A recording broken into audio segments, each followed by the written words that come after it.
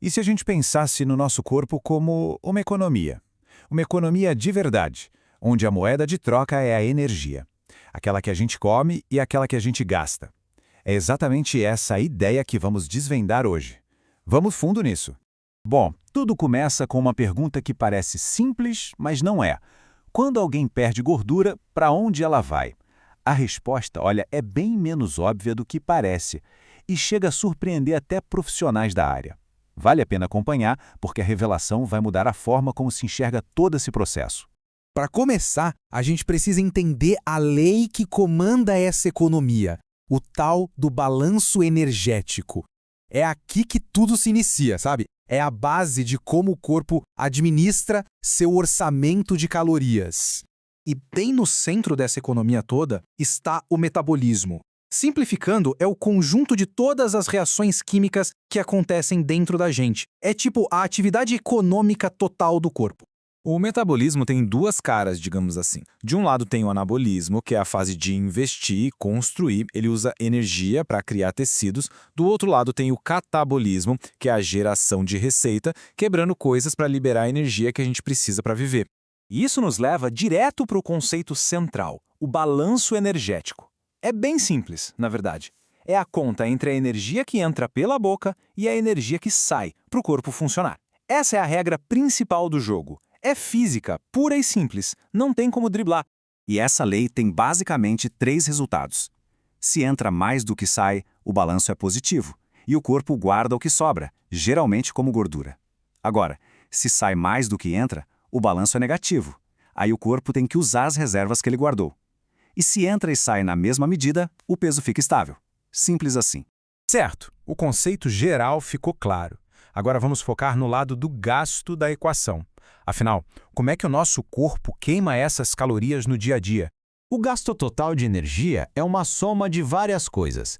Vamos dar uma olhada em cada uma dessas despesas para entender direitinho como o corpo usa sua energia.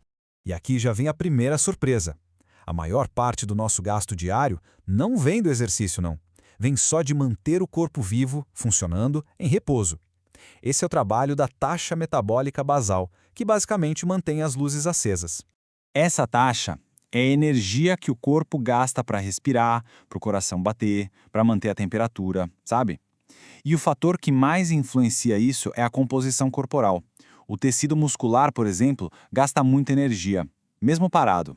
Depois, a gente tem o efeito térmico dos alimentos. Pois é, até para processar a comida que a gente come, o corpo gasta energia. E um detalhe interessante é que as proteínas dão mais trabalho para digerir, gastando mais calorias que os carboidratos e as gorduras.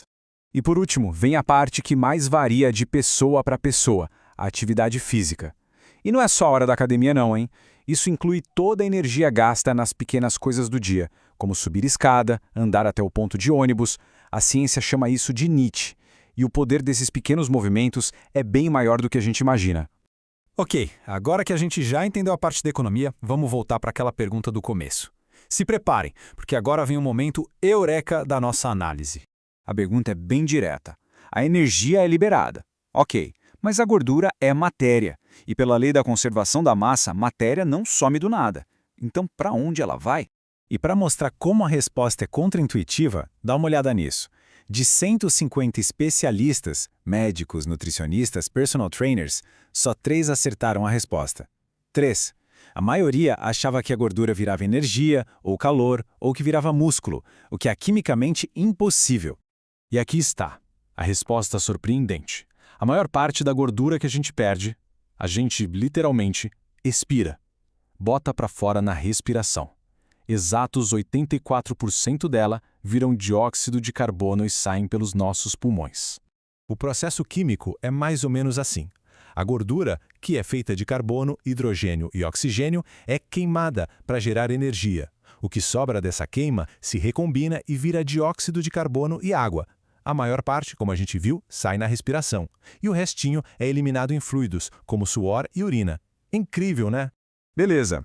Mistério resolvido, agora vamos para a parte prática. Como dá para influenciar essa economia do corpo a nosso favor de um jeito mais inteligente? Quando o assunto é exercício, existe uma divisão de papéis bem clara. O cardio, tipo correr, é excelente para queimar calorias na hora da atividade. Já o treino de força, a musculação, tem um benefício mais duradouro. Ele constrói o tipo de tecido que mais gasta energia, mesmo em repouso. E esse é o ponto-chave. A massa muscular é a nossa arma secreta metabólica. É como se fosse o forno de queimar calorias do corpo. Ter mais músculo é a estratégia mais eficaz para aumentar o gasto de energia diário de uma forma consistente e a longo prazo. Para a gente fechar, vamos juntar tudo o que aprendemos e derrubar alguns mitos bem comuns. A ideia é que as estratégias sejam baseadas em ciência de verdade e não em promessas que não se cumprem. Vamos direto ao ponto. Alimentos termogênicos? O efeito é mínimo. Comer de 3 em 3 horas? O que importa mesmo é o total de calorias no final do dia. E transformar gordura em músculo? Impossível. É como querer transformar madeira em ouro. São tecidos completamente diferentes. E isso nos leva à grande conclusão. Não tem atalho, não tem mágica. Gerenciar a economia do corpo de forma eficiente significa criar as condições certas, com consistência. E isso vem de uma abordagem que junta tudo: alimentação, atividade física, descanso e até o controle do estresse. E para terminar, fica a reflexão.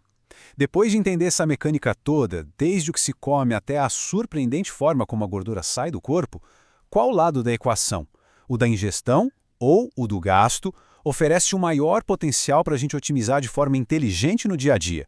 É algo para se pensar. Até a próxima!